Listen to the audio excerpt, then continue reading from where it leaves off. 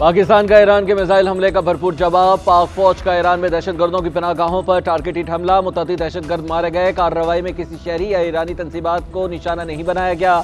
हमलों में drones, rocket, stand of हथियारों का इस्तेमाल किया गया। ऑपरेशन का कोड नेम मर्ग बर सरमचार था। ISPR के मुताबिक ईरान में निशाना बनाए गए ठिकाने बदनाम दहशतगर्द इस्तेमाल कर रहे थे। पनागाहें दोस्त उर्फ चेयरमैन, बजर उर्फ सोगत, साहिल उर्फ शफक, असगर उर्फ बशाम और वजीर उर्फ वजी इस्तेमाल कर रहे थे। BLA और BLF नामी दहशतगर्द तंजीमों के ज़रिए इस्तेमाल ठिकानों को कामयाबी से निशाना बनाया गया।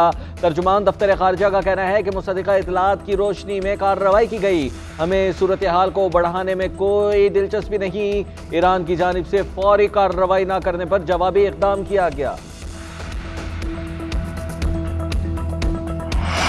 पाक ईरान कशीदगी पर सियासी और अस्करी क़यादत की आज होगी बड़ी बैठक। निगरान वज़ीर आज़म की ज़ेर सदारत कौमी सलामती कमेटी का इजलास 3 बजे होगा। आर्मी चीफ, नेवल और फ़ज़ाइया के चीफ्स भी शरीक होंगे। पाक ईरान सरहदी सूरत हाल पर गौर होगा। मुल्की अमन व अमान की सूरत हाल समेत इंतखाबात से मुतालिक भी गौर किया जाएगा। बलोच शरपसंदों के खिलाफ ईरान में ऑपरेशन पर ब्रीफिंग दी जाएगी। ईरान में पाकिस्तानी सफ़ीर को भी इजलास में दावत दी गई है। निगरान वज़ीर आज़म का दौरा डेओस मुख्तसर। विफाकी काबीना का इजलास भी आज होगा।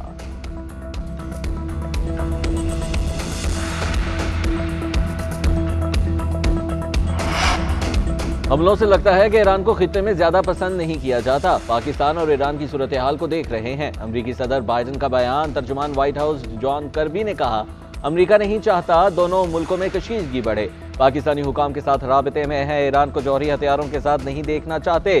कतर की वजारत खारजा ने कहा कि दोनों मुल्कों को तहम्मुल का मुजाहरा करना चाहिए। तुर्की की वजारत खारजा का कहना है कि पाकिस्तान और ईरान के हुकाम कशीदगी नहीं बढ़ाना चाहते। दोनों मुमालिक अमन बहाल करें।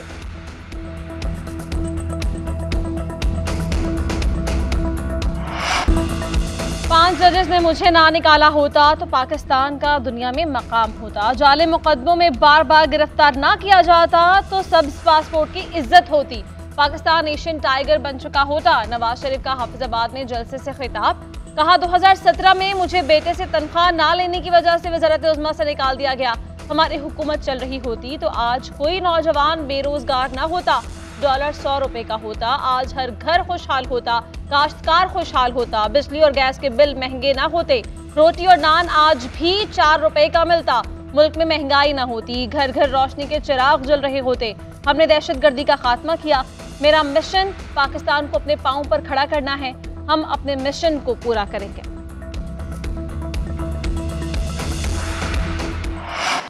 इलेक्शन में मुकाबला तीर और शेर के दरमियान है। ये कैसा शेर है जो खुद शिकार नहीं करता, घर में छुपा बैठा है। ये शेर दूसरों को कहता है कि मेरे लिए शिकार करके लाओ। आज शेर पहली बार नजर आया। शेर के शिकार के लिए कल पंजाब जा रहा हूं। 3 बार नाकाम रहने वाले को 4थी बार वजीर आजम नहीं बनने देंगे। जियाले जानते हैं शेर का शिकार कैसे करना है। Chairman peoples party Bilawal Bhutto Zardari का दादू में जलसे से खिताब। बोले, मुखालिफिन की सियासत नफरत इंतकाम की है। शेर कहता है मेरे मुखालिफ का इंतखाबी निशान छीन ले, मैं उसका मुकाबला नहीं कर सकता। शेर दूसरों को कहता है मुखालिफिन को जेल में डालें, मुझे 4 नहीं 1 बार मौका दें, मुल्क की किस्मत बदल कर रख दूंगा। मुझे वजीर आजम बनाएं, आवाम की आमदनी दुगना कर दूंगा। गरीबों को 300 यूनिट तक बिजली मुफ्त दिलवाऊंगा। 3 लाख घर बनवाऊंगा। खवातीन को बिला सूद कर्जे दूंगा। नौजवानों की माली मदद करें।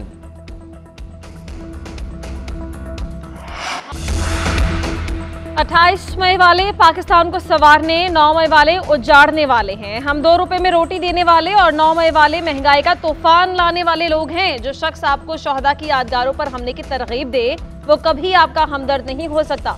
मरीम नवाज का हाफिजाबाद में जलसे से खिताब। कहा 8 फरवरी को हाफिजाबाद में भी शेर धाड़ेगा। अवाम से वादा किया था नवाज शरीफ को आपके पास वापस लाऊंगी। आज मैंने अपना वादा पूरा किया। नवाज शरीफ ने अपने दौर में दहशतगर्दी को खत्म किया। नवाज शरीफ का सारा वक्त इस फिक्र में गुजरता है कि महंगाई को कैसे खत्म करना है। इलेक्शन जीते तो कोशिश होगी 200 से कम बिजली इस्तेमाल करने वालों को मुफ्त बिजली दें।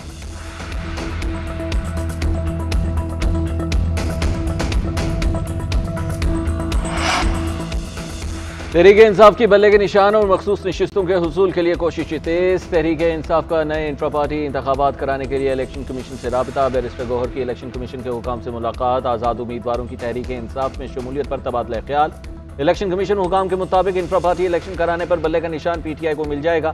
तहरीक इंसाफ किसी भी वक्त इंट्रा पार्टी इलेक्शन करा सकती है। तहरीक इंसाफ की भी इंट्रा पार्टी इंतखाबात कराने के लिए मुशावरत। बैरिस्टर गौहर बानी PTI से हतमी मुशावरत के बाद फैसला करें।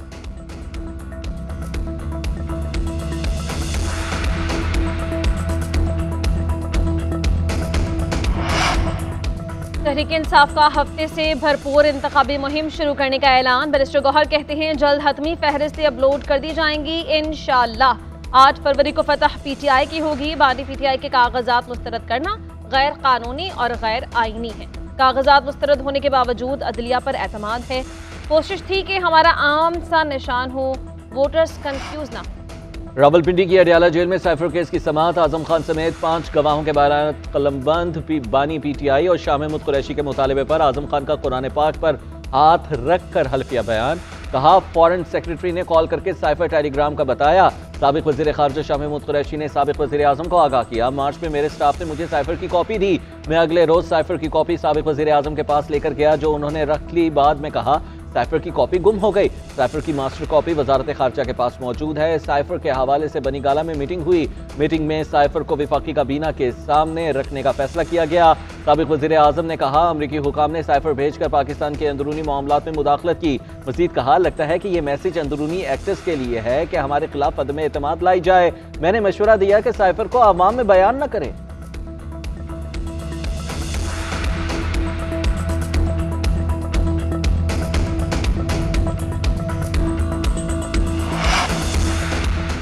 £190 मिलियन और तोशा खाना नैब केसेस। इस्लामाबाद हाईकोर्ट ने बानी PTI के नैब केस में जेल ट्रायल के खिलाफ दरख्वास्तें काबिल समाअत करार दे दी। बानी PTI के जेल ट्रायल के खिलाफ दरख्वास्तों पर फरीकैन और सेक्रेटरी दाखिला को नोटिस जारी। अदालत ने हिदायत की है कि पीर को केस दस्तयाब बेंच के सामने मुकर्रर किया जाए। जस्टिस मियां गुल हसन औरंगजेब और जस्टिस अरबाब मोहम्मद ताहिर ने अहकामात जारी किए।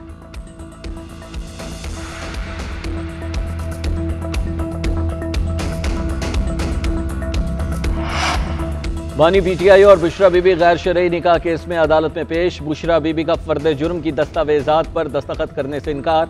वकील ने कहा 3:40 पर चार्ज फ्रेम किया गया।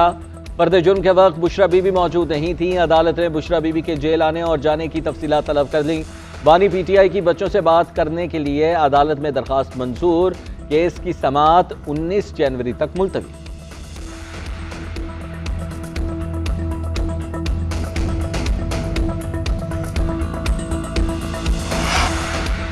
अदलिया मुखालिफ नफरत अंगेज मवाद की रोकथाम के लिए GIT का इजलास। एडिशनल डायरेक्टर जनरल FIA ने इजलास की सरबराही की। सोशल मीडिया पर अदलिया को बदनाम करने वालों के लिए सख्त एक्शन लेने का फैसला।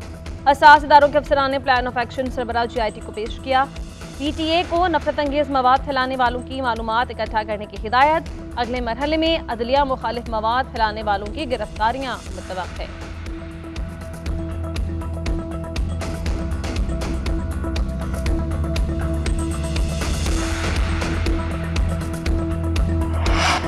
लाहौर में साबिक टेस्ट क्रिकेटर अब्दुल रहमान डाकुओं का निशाना बन गए। अब्दुल रहमान को जौहर टाउन में घर के सामने डाकुओं ने लूट लिया। अब्दुल रहमान के साथ उनकी बेगम और 8 माह की बेटी भी थी। टेस्ट क्रिकेटर का कहना है कि मुल्जिमान ने उनकी मासूम बेटी पर भी बंदूक थान ली थी। डाकू नकदी और जेवरात लूट कर फरार हो गए। पाकिस्तानी टीम चौथा T20 मैच खेलने डनीडन से क्राइस्टचर्च पहुंच गई। दोनों टीम्स आज 11:10 पर आमने सामने आएंगी। न्यूजीलैंड को सीरीज में 3-0 की फैसलाकुन बढ़तरी हासिल। चौथे मैच के तमाम टिकट भी बिक गए। ज्यादा छक्के लगने पर किवी क्रिकेट की शायकीन को मोहतात रखने की हिदायत। सीरीज में ज्यादा छक्के लग रहे हैं, तमाशाई गेंद पर खास नजर रखें। फैंस चौकन्ना रहकर बैठे ताकि गेंद न लगे। तीसरे मैच में बाबर आजम की शॉट तमाशाई के सर पर जा लगी थी।